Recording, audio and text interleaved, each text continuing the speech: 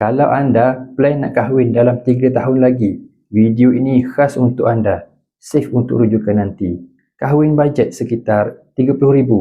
Jom kumpul melalui akaun emas GAP. Anggaran emas hari ini 600 per gram. RM30,000 lebih kurang sekitar 50 gram emas GAP.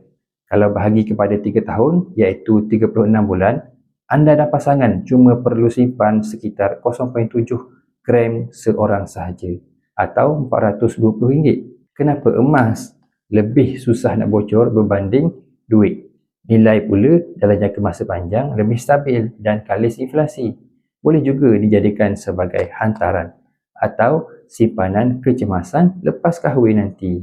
Anda boleh daftar secara percuma sahaja dan aktifkan dengan serendah 100 ataupun bajet kahwin anda 420.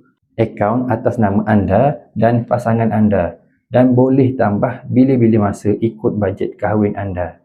Sekiranya anda berminat untuk mulakan tabungan emas bersama Public Gold, boleh rujuk pin video 5 langkah daftar secara percuma. Saya akan bantu anda dalam cara yang terbaik untuk anda.